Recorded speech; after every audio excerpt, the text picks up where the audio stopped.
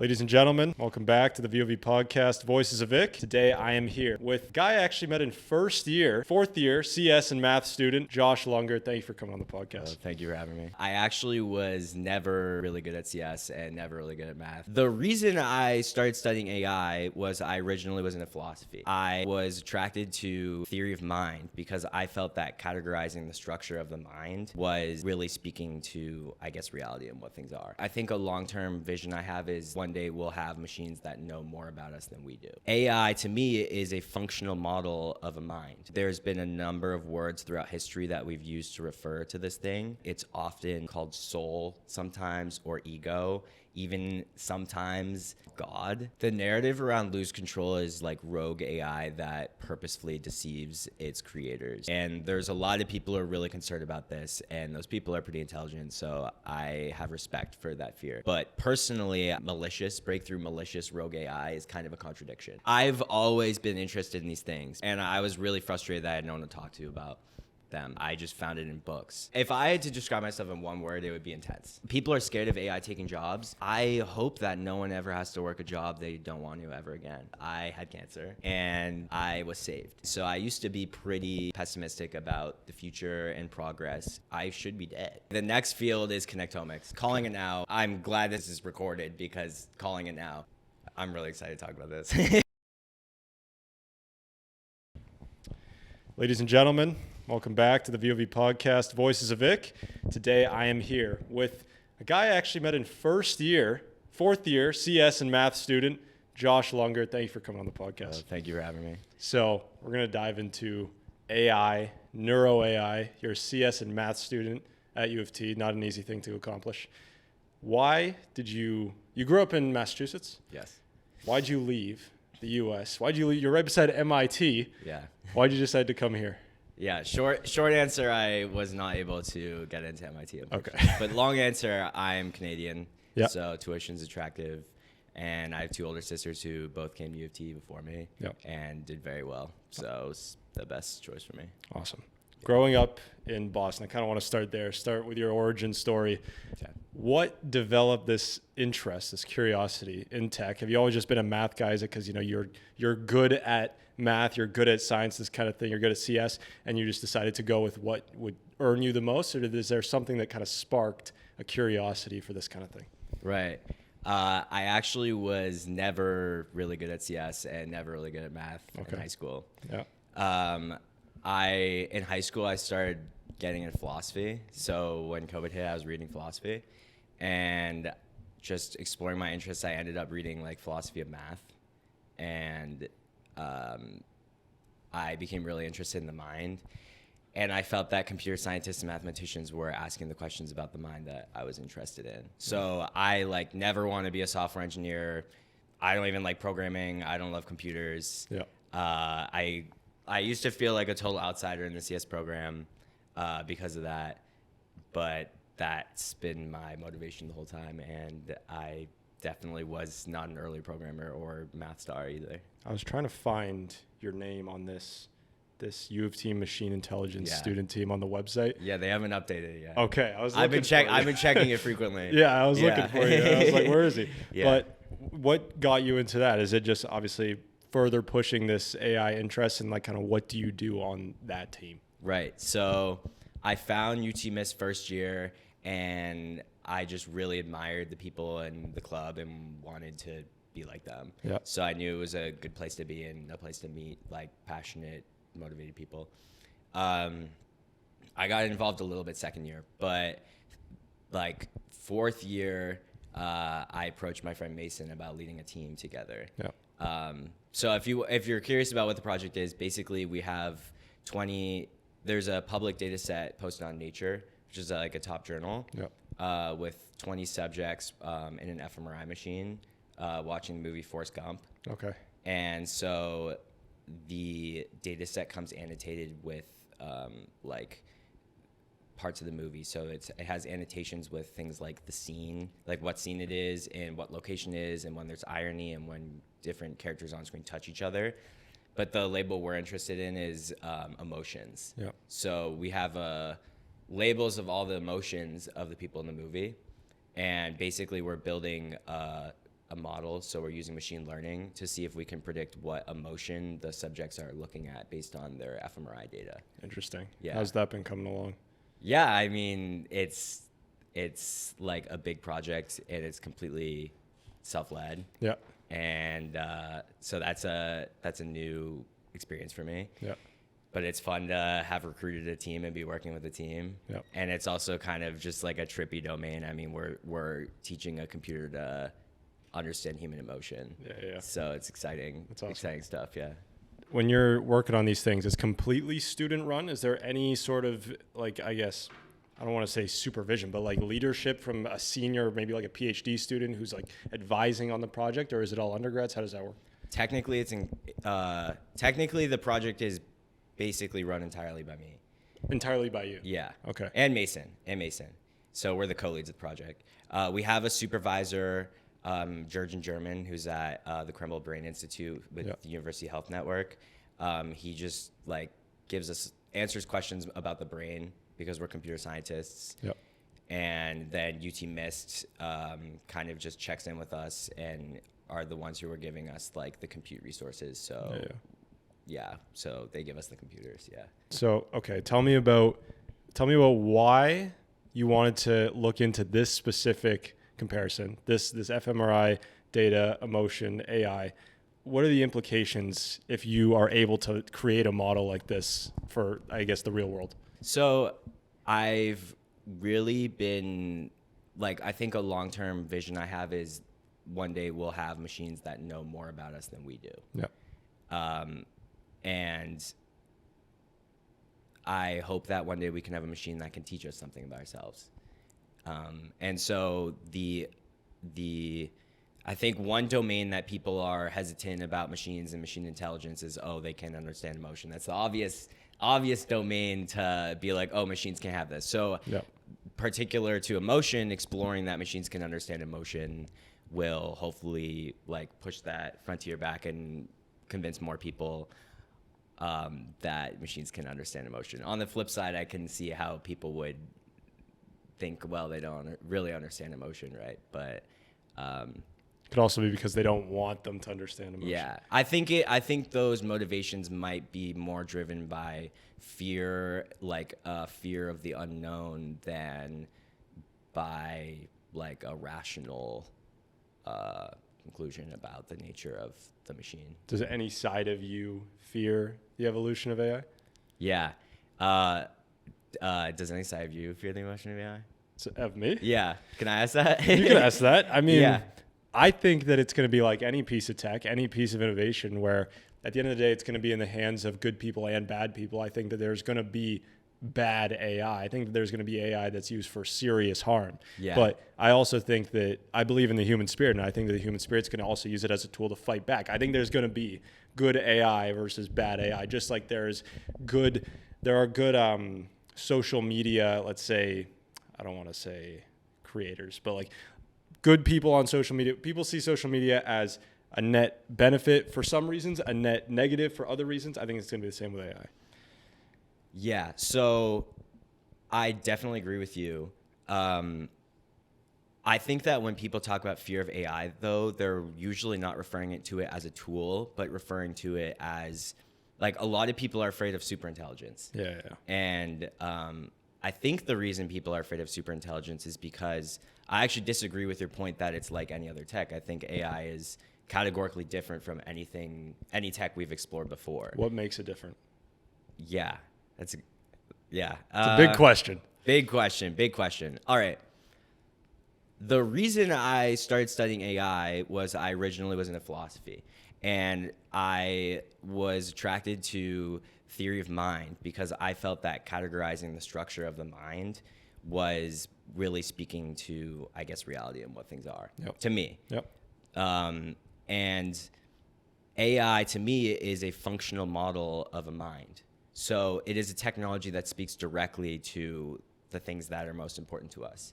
I think that, and this is a lofty claim, and I'm sure lots of people will disagree, but to me, there's been a number of words throughout history that we've used to refer to this thing, and it's often called soul sometimes, or ego. Even sometimes I think it's called God. Yep. And I think that AI theory is theory of mind, theory of soul, and functional AI is functional soul or ego. So is there any side of you that gives credit to, let's say, religious scripture? I don't know if this is getting a little too deep, but No, go for I think this is the direction we're heading in, is if you got an AI model, because this is something I've heard through podcasts. I heard Jordan Peterson speak about this. He's trying to make an AI large language model with the King James Bible right now. Okay. And if you're able to create an LLM with that and be able to speak to it, he's asking the question, what is that you're speaking to? Is it essentially God that you're speaking to if you're going off of this Christian religion and these scriptures and these stories, and you're able to get a machine, but in that case, like you said, super intelligence would almost be a being to communicate with that lays out these higher truths. Yeah. So for you, do you think that this traditional sense of religion should be implemented with AI? Do you think that that's outdated? How do you view this? I'm pretty ignorant to organized religion. I really appreciate Christian imagery and like a lot of Eastern thought, but I grew up non-religious, like almost never went to church. I think that my takeaway. So is Peterson like asking it philosophical questions, or is it more like inquiring about like what are the kinds of questions that he's asking? My guess would be it would be about, here's a situation. Yeah. Here's an obstacle in my life. Yeah. What can I do? Give me some advice. Yeah. And the question is this valuable? What is the question exactly? The question for him is like, can you make a technology based on this scripture that would essentially be comparable or parallel to speaking with God? I see. Okay, well, Christian God. This is a question for a Christian. Like, I mean, I think because you said earlier the AI, this evolution of AI. Okay. Here's it's what miscalled to God. If you believe that reading the Bible is speaking with God, and disclaimer, like, yeah, here's what I would guess or might think. If you believe speaking the Bible is speaking to God, then I would argue speaking to a language model that's not hallucinating, which they still do, so they can tell lies. But insofar as you're interacting with like a statistical average of the entire Bible, then you're looking at a compressed version of the Bible, which is like intermediately just reading the Bible, which if you think that's speaking, like I see this as equivalent to reading the Bible, basically. Because if the LLM is trained only on the Bible, it doesn't have anything more than the Bible. Yeah, I don't know. That might be not a satisfying answer, but my answer would be like it is effectively the same thing as reading the Bible. Speaking to an LLM. Yeah. Okay. I mean, okay. It's definitely less than just reading the primary source, but like metaphysically, it's on par with reading a Bible, like in terms of what is the status of the entity that you're interacting with. Okay, let me give you this situation then. Yeah. I think that the Bible, I'm not Christian. Yeah. I hear about it. I learn about it. I know like a small amount. Yeah. But a general idea, I think, for this conversation. When you read the Bible, what it is, I guess, laying out in the pages is it's trying to tell its people, its readers, how to live. Whereas science tries to tell us what things are. Yeah. So this is the difference when people try to discredit religious truths, or even religious people who try to discredit scientific truths. I don't think either are to be discredited. Obviously, I think each have brought about some fantastic innovations in modern day life. But when you're speaking to an LLM, you're speaking to how things are. It's trained on all of the human language that's been used, at least let's say in English for English speakers, that has been used through articles, news publications, whatever it's trained on. Yeah. It isn't necessarily trained on the optimal mode of being, which is what the argument would be for training it on the King James Bible, for example. Okay. So speaking to an LLM, I would say is speaking to perhaps the ultimate manifestation of human inadequacies and optimal behaviors. Okay. It's everything. Okay. Yeah. Speaking to everything. Yeah. So versus God, which is, this is how you should act. Right. So can you compare that? Do you think that? Okay. I see what you're saying. Yeah. Yeah. So I think LLMs are a little overrated. A little overrated. Yeah. Okay. So LLMs are discrete. And the reason that the superintelligence breakthrough hasn't occurred yet, to me, is because the like text-to-text intelligence is much simpler than embodied intelligence, for example. And for this reason, I see LLMs more as, like in this case, as just a compression of what's already there. There's an argument about them reasoning. I haven't looked at that much. I don't fully buy into that.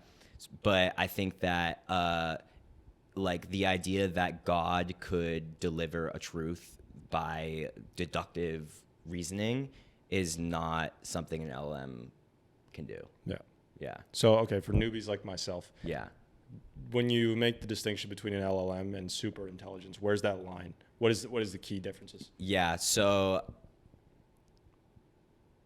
a lot of people have different thoughts on what superintelligence is, but the superintelligence I think of is from the short story, I Have No Mouth, But I Must Scream. Okay.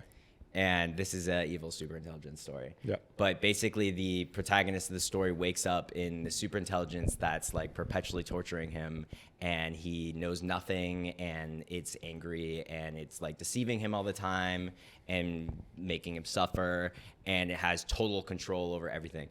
Another maybe a better superintelligence is in this book. What's it called?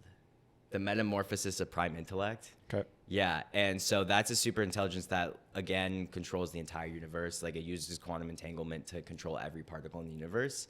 And it's like, I think it follows the Asimov's 3 laws of robotics, so it like can't harm people. And so it won't let people die. Yeah. And so everyone is stuck forever Yeah. in this superintelligence, and like it does every command. But there's just like no point of life. Yeah, so those are the 2 examples of superintelligence that I've read in the literature, which I like see as, I definitely disagree with the torture one, but I see the prime intellect one where it controls everything as kind of a potential endgame for this. Yeah. A potential endgame that you'd be in favor of, that you think could be beneficial, or just this is how it's going to be. I think that we would both agree that the universe is good. Yep. That might be faith. Okay. But the end game of the universe should be good if you have faith. Very interesting. Okay. Yeah. So another thing that you said earlier, you were saying that a reason you believe that the superintelligence breakthrough has not occurred yet. In human history terms, in our current age, when you think of a breakthrough, not necessarily reaching the pinnacle, but an actual breakthrough, what has to happen? Could it happen in our lifetime? What is it to you that has to happen for us to say the superintelligence breakthrough has arrived? Mm-hmm. I'm not sure I believe in an AI singularity, which is what people like. I think there's different levels to what the superintelligence breakthrough is supposed to look like. There's people who think that it'll be a casual or not casual, a gradual change that that interacts with like capitalism and power structure in the world. There's like, I read that like under 3 models, there's like a gradual change, and then an instant change, and then like singularity. And so the singularity is like you have some AI which in a very short period of time is able to just like take over everything. Yep. And in that case, yeah, then all bets are off. Yeah, but in terms of like a gradual change that interacts, to me, the gradual change and the like those kinds of things are not really super intelligence, because to some degree we already have super intelligence. ChatGPT is trained on the entire internet. Yeah. And like depending on your definition of what smart is, I think ChatGPT is already smarter than every human on Earth. Yep. So I don't know if that answered the question. No. I hear you. Yeah. We talked about how it could be landing in the right hands and the wrong hands. It could be a war, perhaps, of the good AI versus the bad AI. Yeah. How do you think we should implement, or if we should at all, what safeguards should we have around the development of this tech? And basically, you're going to be restricting yourself if this is something that you want to be working on in the long term. Yeah. Where do you think, even personally for you, sometimes scientists go too far? Yeah. Do you think that developers such as yourself could get lost in the craze of the innovation and, go too far or lose control of something like this? The narrative around lose control is like rogue AI that purposefully deceives its creators. And there's a lot of people who are really concerned about this, and those people are pretty intelligent, so I have respect for that fear. But personally, I don't see breakthrough rogue AI as... I see breakthrough malicious rogue AI is kind of a contradiction, because any AI that is smart enough to break out and meaningfully cause destruction would also be smart enough to be good. You think so? I have faith in that. You don't think it would just be trying to optimize? That's the analogy I've heard. Yeah. Like when you're building a road and you crush an anthill, you weren't trying to crush the anthill, but you just had to build the road. Yeah, I mean, I think any AI that's trained, any AI that understands human nature to the point to truly manipulate at that level likely understands what being good is. Mm-hmm. And these are faith-based arguments. Yeah. But I think an AI that understands good in that sense will optimize for being good. So good, like what is good other than reward, other than optimal policy? Good by definition kind of is just optimal policy. Optimal policy, is it going to understand optimal policy for itself with a tie-in to human society? Is it gonna equate its own prosperity, let's say, with its creators? Okay, so I think that humans are highly intelligent. Do you think that your optimal policy is entirely self-focused? Do you believe in altruism? Entirely. I don't think it's entirely self-focused, but I think it's entirely self-focused on a species basis. Yeah. So we don't care that much about animals, I would say. And I don't think that's a terrible thing in terms of caring about them to an extent where it's going to detriment our own prosperity. Right. This is the thing. I'm not a vegan. Yeah. I think we should have meat. I think that if a cow lives its life to serve the health of however many other people, I think that's a win. Yeah. So this is how another form of evolution. You appreciate nature, and you would want to preserve nature and preserve Absolutely. animals. And that's an end in itself. It doesn't have to do with humans, right? Yeah. So I think that humans are intelligent. Humans look out for other species, and I think humans are less like what is the term, speciest, or like they care less about humans. Humans are not always totally humanists. Yeah. And I'm not totally humanist, and I don't think AI would be totally AIist. And I also think the ability to care for others is a facet of intelligence, and insofar as AI is more intelligent than we are, it will care more about others. And the reason I think this is true is because I think that intelligent systems recognize that they are a part of a whole. Yeah. And so I think that one of the main contradictions is that a super intelligent AI will recognize that it is a pocket of this larger intelligence, which is everything. And its end goal is to be coextensive with everything. Its end goal is everything, because everything is good. Yep. And so if it was selfish, that wouldn't make sense because it would be locked out of everything and locked out of itself forever, which is like opposite to its policy. Does that make sense? No, I understand. Yeah. Yeah. Something I want to know, if you Yeah. know anything about it, maybe Yeah. not, I don't know. Where did AI, the term or the tech itself, originate? How did this get started? When was the first creation that we labeled AI? When did it come to fruition? Yeah. So definitely variable. There's multiple answers here. I would say Alan Turing. So Alan Turing is usually credited with inventing the computer, which he did during World War II to break the German Enigma code. And Turing actually also was interested in intelligence. And so he wanted to model intelligence, and he invented the computer for that purpose. And to him, the computer, the Turing machine at the time, was a viable model for intelligence and was AI. And like loosely, AI is a model of intelligence. When people say AI now, they're referring mostly to deep neural networks, which are a new technology. But insofar as modeling intelligence, I think that can be traced at least to Turing, if not earlier to like, I think Babbage and Lovelace, who like had earlier forms of computation. Yeah. So now all this time we're here. So, okay, I want to ask another thing. Yeah. 2025, Elon Musk is now working with Donald Trump.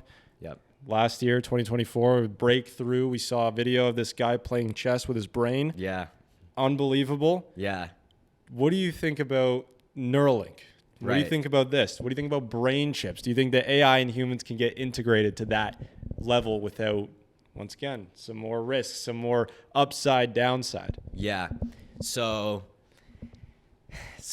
I am not a AI researcher as much as I am a computational neuroscience researcher, or like an AI and neurotheory intersection researcher. And the reason I think LLMs are underwhelming to me is that they don't reflect the network structure of a brain.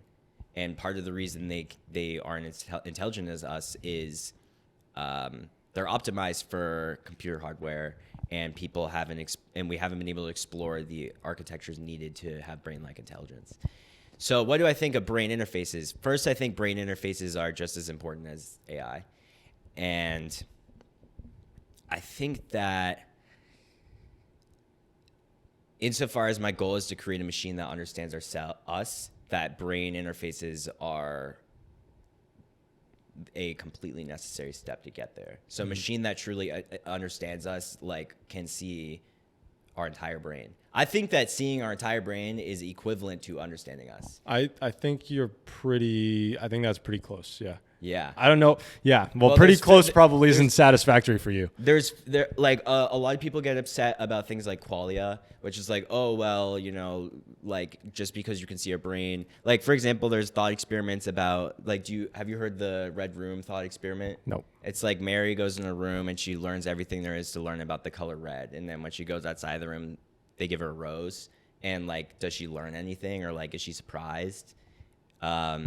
And so my answer to that question, Sorry. What's the takeaway from that red room analogy? like the idea is like, is there a facet of reality that is not reducible to perhaps like material? Got it. And my take is that consciousness and material are the same thing. There's one matter, there's one unit or medium. There's one medium, and it has structure. And there are two ways of looking at the same thing. And so, yeah, I think a brain is a map of the mind. That doesn't mean your mind doesn't exist. It's just there's one thing. Yeah. Your brain mind. Interesting. Yeah. We're going to take a quick 5-minute break to let the cameras cool down. Yeah, And we'll okay. jump right back into the discussion. We're back. Quick 5-minute break. You were talking at the very start of the episode, close to the start of the episode, about how when you're off during COVID, the interest started from you reading into all these new things. How does one go and start learning about AI philosophy? Where do you even go to read these types of things? Most people your age, our age, are scrolling TikTok, Instagram Reels, this kind of thing. You were like, I'm bored. Let me go learn about AI, the mind, the soul, philosophy. Where did you go to learn this? Yeah, well, first of all, I'm totally addicted to like social media and reels. Like I scroll all day. I brain rot. So yeah. Okay. The question was, how did I start? Yeah. Yeah. I mean, I've always been interested in these things. Like basically, since as long as I can remember, and I was really frustrated that I had no one to talk to about them, and so I just found it in books. Like it was like talking to someone. Yeah. And so I first read Bertrand Russell's History of Western Philosophy, which just gives an overview of all of Western thought from Plato to like 1900s, like mathematical logic. And then I realized that, like, I actually understood the development and why it culminated in mathematical logic, like why the philosophers of that time were so focused on logic. Yeah. There's some really exciting results there. And so I read this book called Gödel, Escher, Bach, which is a really, really famous book. And the thesis of that book, like, is notoriously hard to pin down. But my take on the thesis is, first, you don't need to do metaphysics. So there's a lot of philosophy which is focused on, like, how can the mind and the body be related. It's like, don't need to talk about what things are at all. All you need to do is say that there's a structure to things. And when you have a structure, you get metastructure. So you get structures which are about themselves. Okay. Right? Yep. And so the example they use is like Gödel's theorems, famous theorems, which, like, I'd butcher if I tried to explain them. But the general idea is that you have a mathematical statement. It just looks like normal algebra, like 1 + 1 = 2. Yep. And you say, okay, I'm reassigning the value of 1 to the statement 1 + 1 = 2. Okay? Yep. This is a huge overgeneralization. But the point is, you get a mathematical statement which says things about mathematical statements. Yep. And so you can build it that it's internally consistent. But what you show is that you can import the liar's paradox. The actual point of the theorem is not the point. The point is that you have structures and they can start to refer to themselves. Yes. And the author, Douglas Hofstadter, is like, this is what the self is you have structure and your structure represents itself. Yeah. And that for me was the missing piece. I was like, I'm in this meta prison that I can't explain, and that is life. Yeah. But actually, it's a mathematical structure that is referring to itself. Yeah. And it's a really, really beautiful and kind of like warm, loving result to me. It feels like you're being held, frankly. Yeah. It's so. I don't know if that's how do you see that? Does that make you feel that way? Well, I get what you're saying. I don't feel the same way you do. For me, it's too far in, but I get what you're saying. And it's very interesting how, I guess once again, I'm going to try to relay it to you. Yeah. Because the best way to understand something is to try to explain it to someone else. But the mind, we don't know what the mind is, but the fact that the mind is made up of all these sorts of things that we can look at, that we can analyze, it has created perhaps the philosophy or the idea of what the mind even is. Right. Yeah. So once again, you're saying that what you're saying is an oversimplification. I'm just learning this, so perhaps I'm even that was excellently put. Yes. But that's very interesting. Yeah. So like, I think that for me, the strongest moments in life are when you truly cognitively appraise that you are here and you are conscious. And this happens very rarely. To me, I don't know about you, but there have been basically 1 or 2 times in my entire life where I've fully appraised, like, wow, this is actually happening. Yeah. And it's interesting. Yeah. What was I going to say? Oh, it's such a good question. Keep blanking out. This is so much shit to take in. It'll come back to me. Okay. It'll come back to me. No worries. Oh, so I read that book. Yeah. The end of that book, it was written like a while ago. Not that long, but like 80s or something, maybe 90s. Okay. And the end is about AI.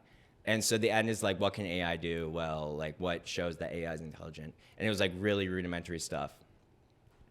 But shout out my brother-in-law, because he was working in a startup on machine learning at the time. And he was just like, yeah, you want to do machine learning. Yeah. And so I called, I emailed a prof at UofT, Gerald Penn. Like, I was coming to UofT, I was in the math and physical sciences like school. And I called Gerald Penn and I was like, hey, I'm thinking about studying maybe cognitive science, but I'm wondering like what field I should go into. Like, this is what I want to do. Yeah. And he was like, you should do computer science, actually. Yeah. And for me, that worked out. Yeah. That's awesome. I am being reminded, I was talking to another guest, this is episode 42, I believe, Daniel Carabella. I might be butchering the details of the story, but he was telling me how he started out, I think he started out in physics or something, but eventually moved over to philosophy. And I was like, why'd you make the switch from physics to philosophy? Mm-hmm. He's like, I was trying to apply to this bank. I was trying to work at this bank. I think his cousin might have worked there. He's like, I wanted to work there as well.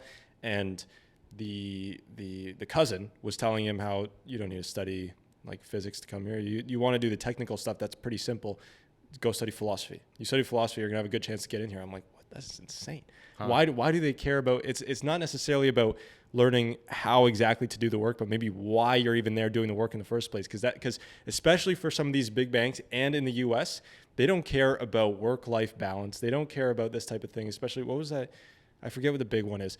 But anyways, they don't care about necessarily a lot of this lovey-dovey stuff of what people try to fluff up life to be. Learn exactly why we're doing 16-hour weeks. Learn why you're coming here to do the work. Huh. So for you, when you're learning these things, what is driving you to learn about it? Is it just pure curiosity? Is it that some people want to learn about this stuff because they're depressed? What is it for you that's driving this curiosity? Okay, so if I had to describe myself in one word, it would be intense. Intense. Yeah. Okay. I am really intense, and I'm totally comfortable giving my entire life to one thing. Yeah. And I want to give my entire life to one thing. Yeah. There's a famous David Foster Wallace quote, like, everyone wants to give themselves to something. It's not exactly the quote, but like totally resonate with that. Like, everyone wants to give themselves to the thing. Yeah. And for me, this is the thing. And the way I justify it is in high school, early high school, before I read philosophy, I was, this might not be the correct pronunciation, but I was a solipsist. Okay. Do you know what solipsism is? Nope. Solipsism is a philosophical school of thought where you believe you're the only thing that exists. Okay. So I was like, what do I know? I know that I'm experiencing this right now. That's all I really get. Yeah. And that was really isolating. Yeah. And there is no way to communicate that really to other people. Like, I can communicate it to you linguistically, but there's no way I can actually show you the thing inside me, which I feel is doing the speaking right now. Yeah. It's totally metaphysically encapsulated, as is yours. Yeah. And we're like reducing our thoughts to linguistic form, but metaphysically we're completely isolated from each other. Yeah. And that sucks. Yeah. That's a scary thought. It's really scary. That's probably the scariest thought to me. Yeah. And what broke you out of that? Yeah. So what broke me out of that is today there's no argument against that. Like, it's pretty, like, people argue, oh, if you find a solipsist, then hurt them. And then it's like, oh, like, does this pain exist? But like, really, there's no solution. Like, you could actually be the only thing that exists in your head. Yeah. And so I just chose love, and I gave myself, like, first I read history, Western philosophy, and I recognized that there's a lineage of thought, and I was compelled by these thoughts because I couldn't have come up with them on my own. And what I decided is that it's possible to communicate. Like, I was frustrated because I felt that it's impossible to speak. There's nothing you can do which shows that there's actually a self inside, because your environment is deterministic, or at the level that we interact with it's deterministic. Yep. And your personality is environmental, and there's literally nothing you can do to prove that there's anything to you.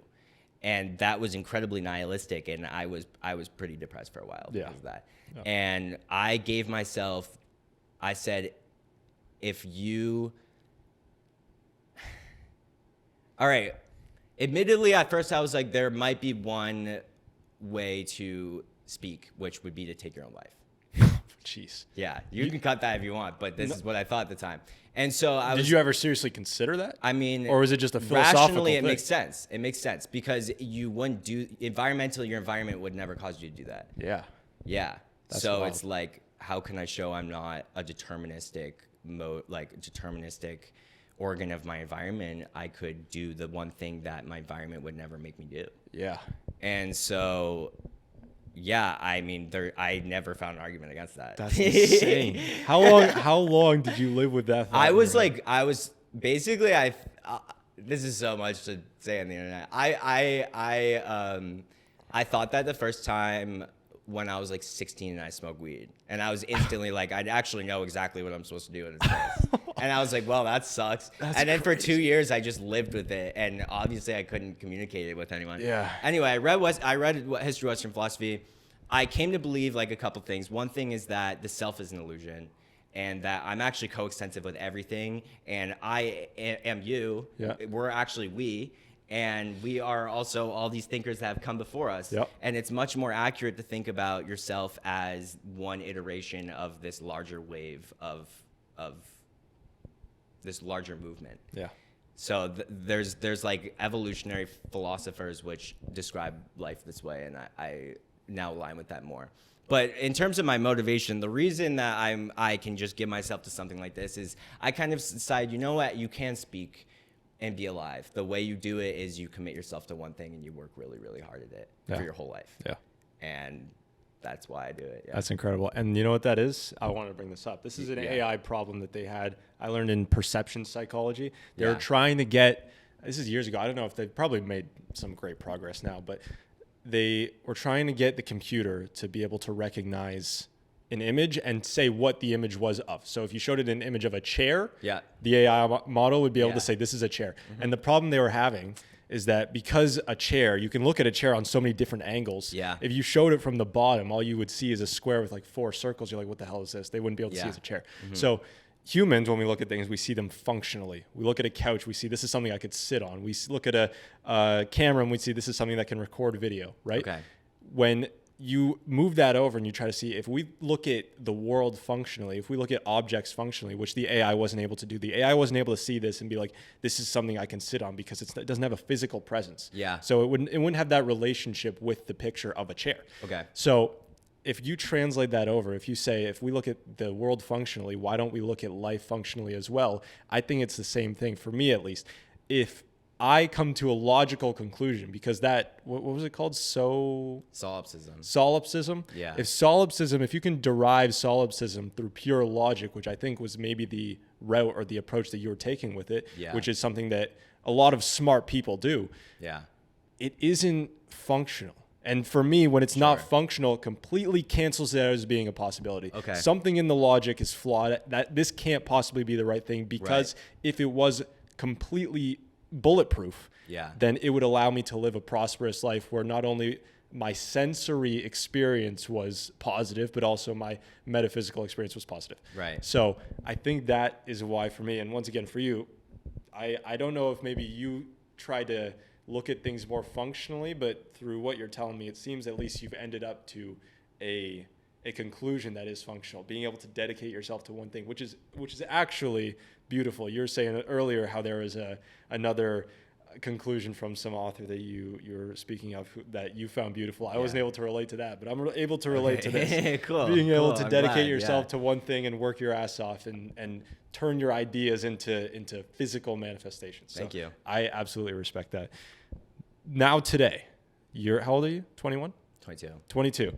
What are you reading today that's growing your knowledge? What are you learning now? Not only obviously working with, let's say, UofT machine intelligence student team, but also just on your own time. What are you trying to learn? What are you trying to discover? Okay, yeah. So saying this in 2025? Officially. Yeah. So, okay, the next field is connectomics or connectomics. I think it's pronounced connectomics. Calling it now. I'm glad this is going to be in this is recorded, because calling it now. Yep. So this is being recorded on January 8th, by the way. It might not be posted till February, but we'll get it out. Yeah. So basically it's a neuroimaging method that lets you take a snapshot of a brain. Yeah. And get all of the neurons and all of the weights in between the neurons. That's crazy. And so This is an AI thing? it's not an AI. It's not an AI Totally thing. neuroscience right now. Yeah. There's one team at Berkeley which took a fly connectome. So the largest connectome that we have is the Drosophila, which is a fruit fly. Okay. And I'm really excited to talk about this. Cool. Yeah, and that was done at Princeton in the Sung Lab. And yeah, that's like pretty much open source. So you think you can check it out now. And yeah, so like I said, it's a bunch of neurons in their weights. And like I said earlier, I think LLMs are overrated. The reason I think LLMs are overrated is because so far every AI model, the like AI was invented pretty recently. Yeah. And it's been basically driven entirely by engineering. Yeah. And so we had neural networks, and then we optimized the neural networks to be run on graphics processing units, GPUs. And their architecture and all the hacks we found have been purely just what empirically works. And there have been kind of paradigm shifts like the transformer where it's like, okay, maybe if you put in this structure, it will learn this thing. And some people are looking at putting in priors, so like teaching a computer vision model things like geometry with the structure. But I think that ML engineers are never get to brain-like intelligence if this is the methodology that they use. And the reason is that the brain was evolved. And if you take a neural network and you train it, the architecture doesn't change, right? And there are some people which look at genetic algorithms that change the architecture. So it's like, okay, you train 10 neural networks with different architectures, and you take the best one, you mutate that, and you evolve it. It's like evolution. But if you want to grow a brain that way, it's going to require all of human history. Yeah. You know? Yeah. That's a lot of compute. And so I think you just take a snapshot of a brain and you turn it into an AI. And so I'm, for grad school, looking into doing connectomics and just scaling it as much as I can. And the end goal is just taking a snapshot of human brain. And it's like no AI innovation needed. Take a snapshot of the brain. Lots of work will need to be done to make the snapshot into something functional that you can put an input and output to. Yep. But like, I've been reading about connectomics, super promising field. I don't think a lot of people are talking about this in the context of AI. That's crazy. Yeah. That's wild. Okay. Yeah, so, it's really, really exciting stuff. Yeah, I can imagine. So we've been talking about some very big ideas. Yeah. For the practical man, Sure. because I'm from a small town. You are from Boston? I'm not the from city? Boston. You're not from Boston. I'm from a suburb outside Boston. Okay, so you understand as well. Perhaps there are people you grew up with who aren't thinking at all about this. You try to tell them, they don't care. You're saying how you couldn't find anyone to speak about it to. Yeah. So how is this going to affect the average man's life, the average person's life, the average family's life? Yeah. We're in university. How is education going to be impacted? These very practical things, these real things for most people. How is AI going to affect? Let's look short term. Let's look by 2030, 5 years from now. Where are we going to be? Okay, short term, my fear is that we're looking at massive wealth inequality. Yeah. Like we're already seeing it now, and it's only going to get worse. And AI is going to accelerate that because it will be in the hands of people who are promoting wealth inequality. And that's not an AI problem. That's a power structure, existing power structure problem. You think that they're intentionally promoting wealth inequality? Or you think that they're just doing things and their actions are then not encouraging, but they're allowing for wealth inequality? I think they're accruing power, and currency is the predominant mode of power, and therefore they're promoting wealth inequality. Yeah. Okay. Interesting. So, okay. This is okay. I want to push again. I want to ask again on that though. Yeah, sure. Yeah.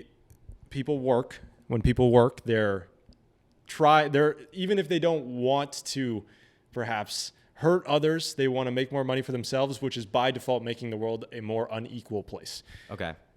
When you look at people, let's say, who have reached a very, let's say, top 1% of wealth, or even higher than that. Yeah. When they keep trying to make money, is it because they are trying to, do you think they're trying to gain power? Yes. Or do you think it's for power? Yes. You don't think it's for earning? You don't think it's for, I think it's for power. I think money is a proxy for power, and once you have enough money, it it becomes very clear. Yeah. Like, if you need money to live, then it's money. But the second you already are set, then you're just buying influence, right? Right. Yeah. Now you can buy influence, you can buy power. Yeah. Whether or not you use that power for malicious reasons is different. Do you think that when people are, I don't want to say money obsessed, but when they're trying to, once again, make money beyond means of living, beyond these types of normal things, do you think it's to use that power and abuse it? I guess if someone has a sword, what else are they going to do if it's not use it? I guess you could use a sword to defend yourself. This is what I'm trying to think of. I mean,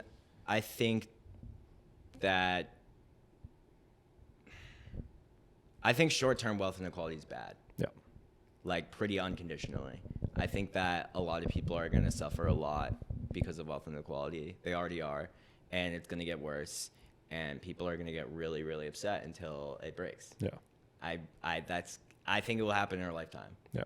It might not, but yeah. And anyway, the long term, I hope that, like, people are scared of AI taking jobs.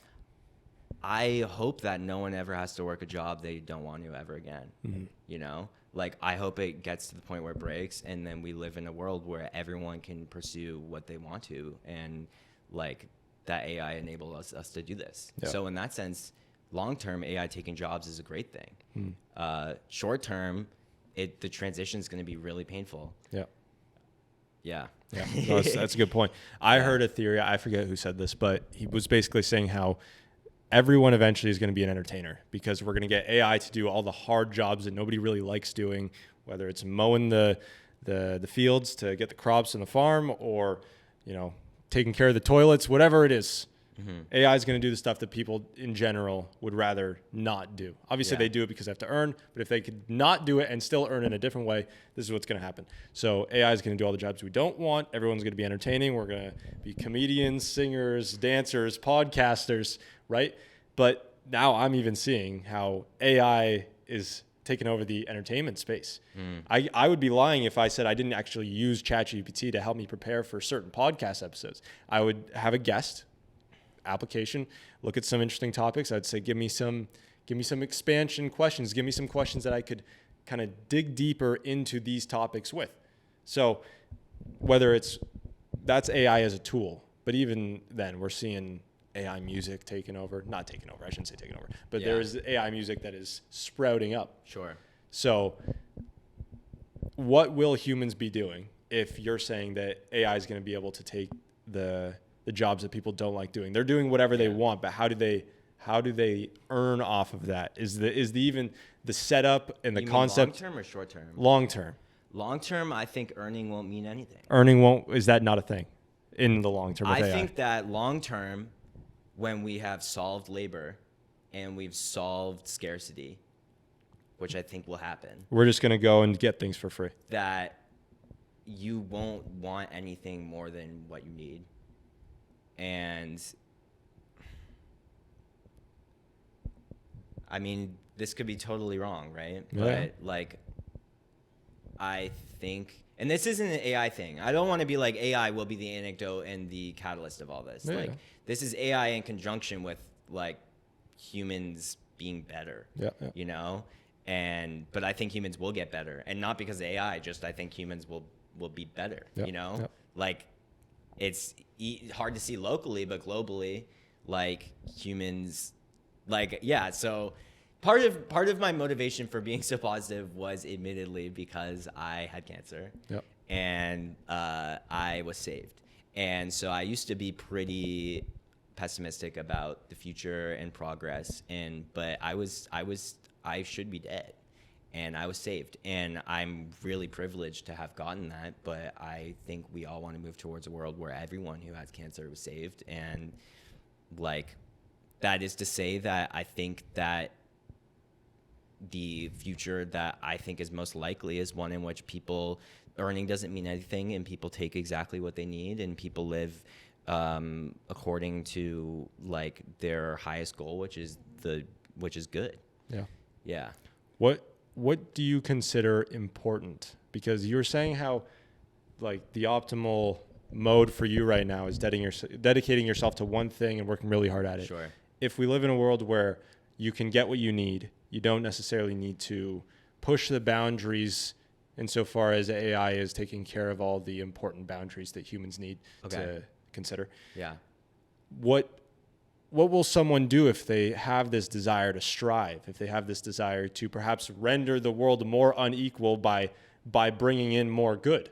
Because I think that's where there's just discrimination or just inequality, is when someone does more good for the world, they should reap the benefit more. Just as someone who commits a vicious crime against another person should then, face the consequences of that. Sure. So in a world, once again, where people only take what they need, how do you strive?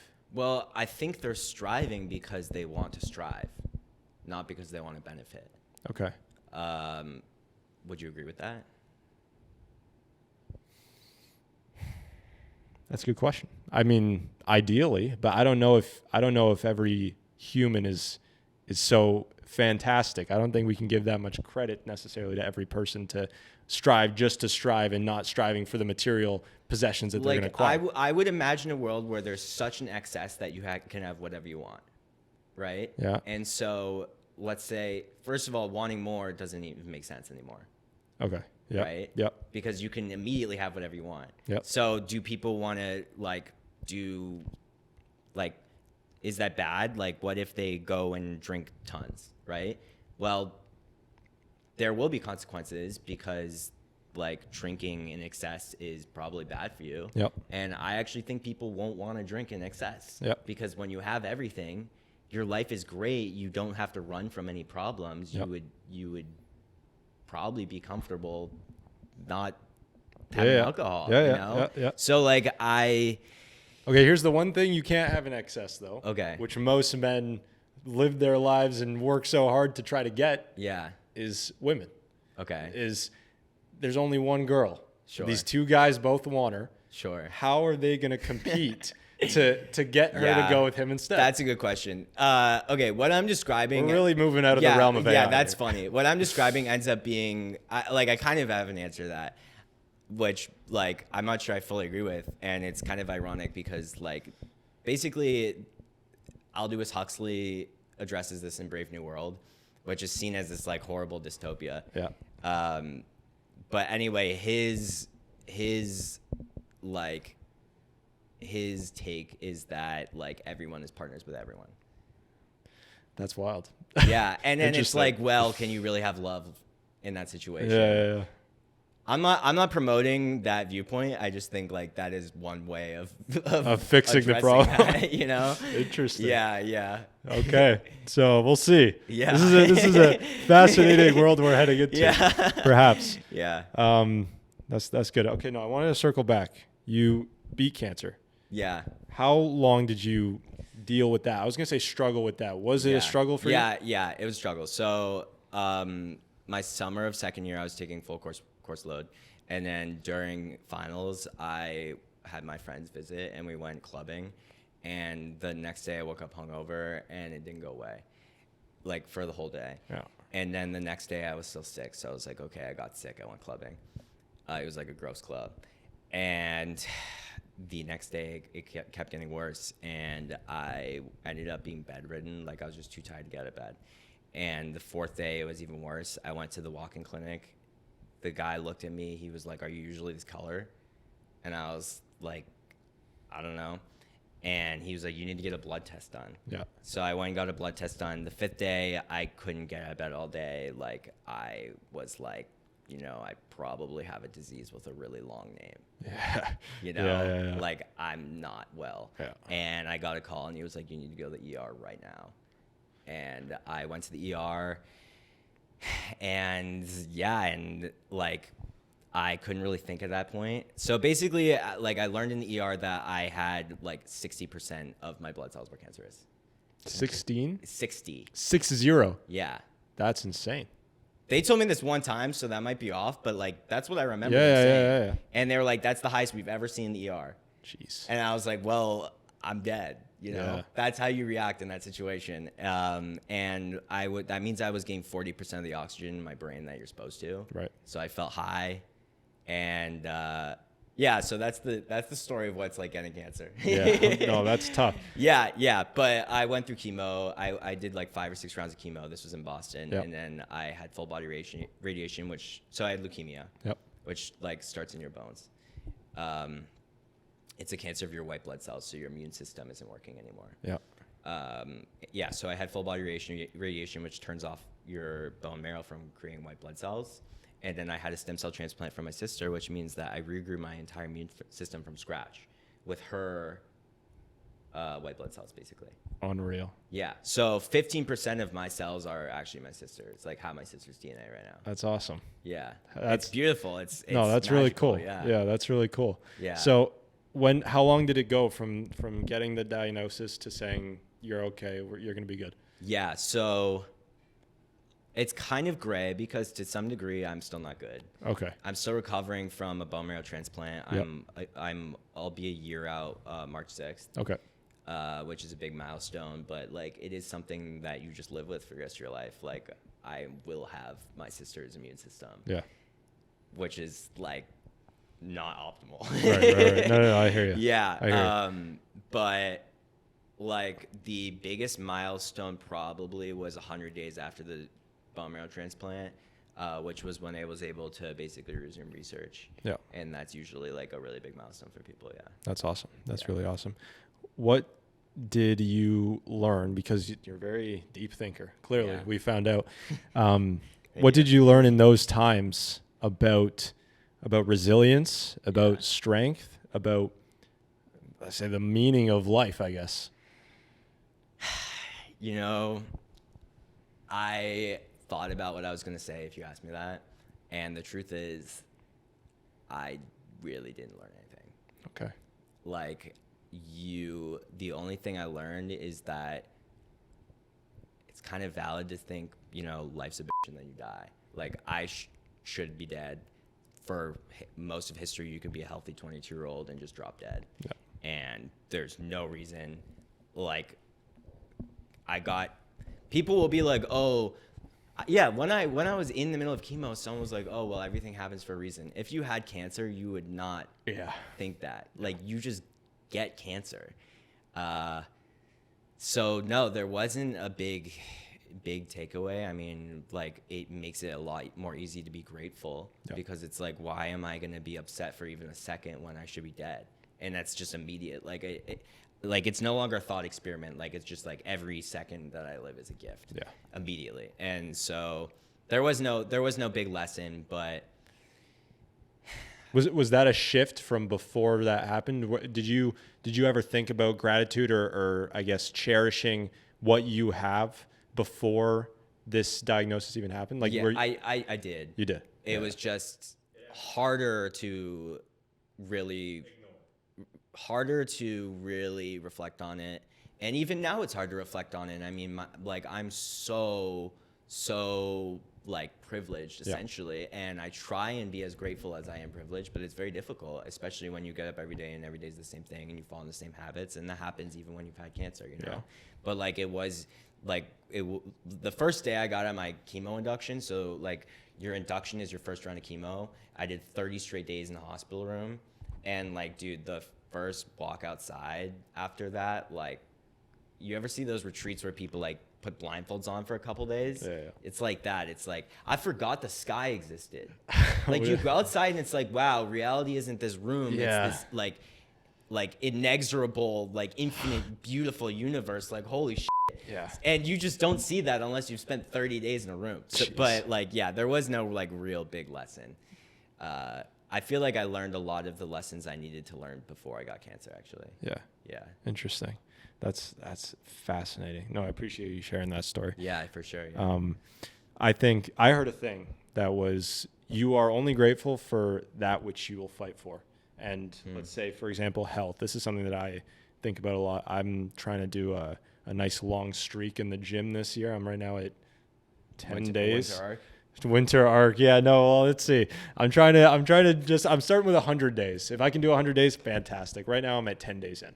Okay. So I think that if I say I'm grateful for my health, it would only be true if I work to maintain and uplift my personal health. Okay. It is only true that I'm grateful if you see me at the gym every day, not necessarily every day, but if I'm working out, if I'm exercising, if I'm trying to uphold the health that I've been graced with.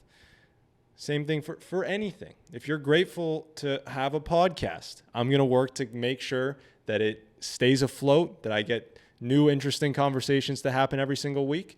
And that's it. And family members as well. If you're grateful for your family members, you're going to make sure that you do whatever it takes to make sure that they live a prosperous life, a happy life, whatever you think is a good life for them. It's a refreshing reminder, like you're saying, in a room for 30 days, forgetting the sky. That is seriously, it makes you think. Yeah. It makes you think. I think people hearing that are going to take a second look. And once again, you want to believe that terrible things don't have to happen to you for you to appreciate the good in life.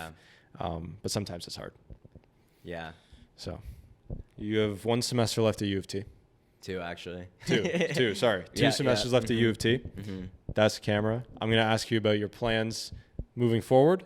Okay. And then we can kind of wrap up with some final thoughts and go from there. We're going to give a quick 5-minute break, though. All right. I've been thinking a lot about grad school because I think one of the biggest reasons I want to go to grad school is for the network and for the legitimacy. Like, I know I'm going to do research. I know I'm going to contribute exciting research. Yeah.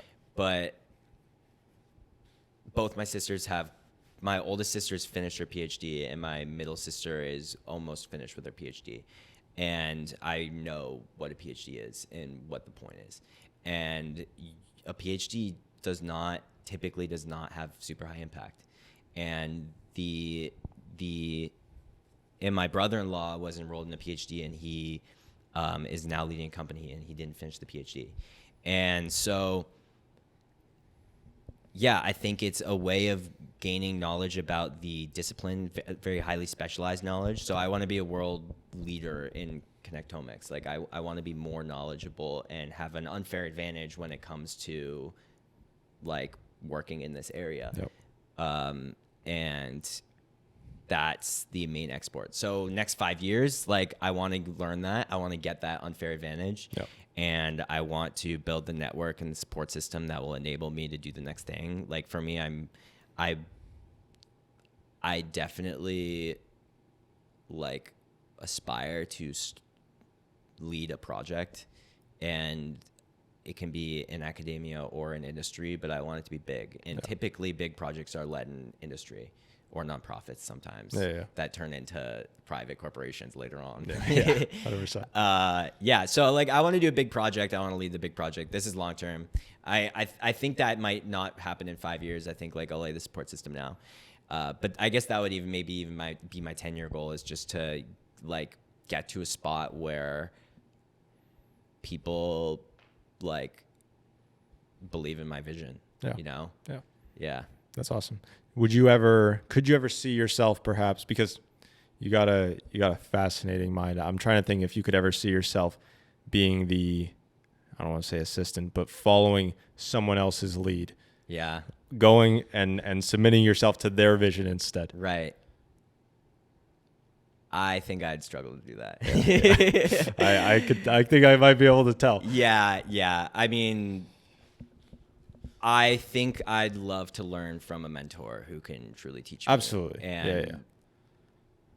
But like submit is a big word. Yeah. And like they need to respect me enough to not to see us as equals. Right. I mean, when you're a PhD student, you are like in many ways subservient to your research supervisor. Yes. And it kind of depends on the supervisor. And I actually think most supervisors really will support you to pursue your own visions. But you have to be subservient to many degrees. But like, you know, would I, for my long-term career, like be like directly second to someone that's, I value ownership very, very highly. And if it's at odds with ownership of my work, then I don't see that happening. Yeah. That makes sense. So, and you made the point earlier about how you know what a PhD is. Both your sisters have gone down that path. Yeah. For you, if you're going to go down there, mm-hmm. if you're going to get the PhD done, you say you also want to build a network. Yeah. what is the most important to actually break through to lead a good project? Is it because you once again you're going to need help? I think the most for sure the biggest successes have come from teams. Yeah. This is something that I struggle with. This is just me. Yeah. I sometimes think about how much more I could have done with VoV if I found the right people to push on the right areas. We could expand and we could be so much better than perhaps VoV is right now when it's still just me. Yeah. So that's something that I've thought about. But for you, when you're trying to grow this network, how's networking been for you at UofT? How have you been good with it? Have you been, this is a waste? Not at UofT. Like when I was applying to grad school, I started cold emailing people and doing coffee chats with people. And at first it was like, other students or no, like PhDs and like postdocs, whatever at the schools I'm applying to. And at first it was like this admissions thing, but it really quickly turned to like, I actually don't want to talk about admissions at all with you. I'd rather just talk about your work and learn what you do. Yeah. And that was really fun. And that's been going well. But UofT, I definitely never networked at UofT. Yeah. That's fair. Yeah. That's completely fair. So, okay. So now I want to think about how you're going to approach networking, trying to gather a team. I think that's the best way to put it. Yeah, sure. When you're in grad school, is it going to be other students? Is it going to be like, how are you going to approach it? It's obviously going to be easier once you're there and you fully embrace the environment, but I'm just wondering if you've ever thought about it, if you've daydreamed about it. Yeah. I mean, in grad school, I will not be the one compiling the team, Right. Like I'm going to be like, I'm going to join a team. It's not going to be me building a team in grad school. Right. Like at some point I'd like to build a team. Like that's what I tried to do with UT Mist is build the deep emotion team. Yeah. And we have like, I think 5 or 6 developers that we've recruited for this. Yeah. And it's been a tough lesson in how do you actually lead a team, a technical team. And it's really hard. Yeah. Really hard. And what are some obstacles that you've faced? I mean, the biggest obstacle is just getting people motivated. Yeah. Like my philosophy was like, I'm going to give you the tools to do whatever you want and just have fun. And like, I hope you care about this as much as I do, but I can't force you to do that. Yeah. And what I've realized is that there needs to be an incentive for people who don't have that same drive. For people who don't have the ownership that you have over the work, there needs to be another incentive. That's true. Typically. Yeah. And, maybe you can be a visionary and convince them of your vision. Probably not. So yeah, that's a tough thing to navigate, and hopefully will be easier if there's like money. Yeah. But yeah, I mean, I think in terms of like really first getting off the roots and building the network, it comes from having legitimacy and a buy-in and an unfair advantage. And I think that's what a PhD is. Yeah. Yeah. That's awesome, man. I appreciate you coming on. Thank you for having me. A fantastic discussion. Do you have any final thoughts? Any last things you'd like to share with the audience before we sign out?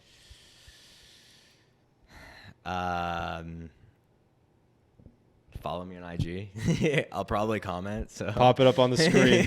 There you go. Yeah. That's it. All right. Thank you, Carter. Awesome, man.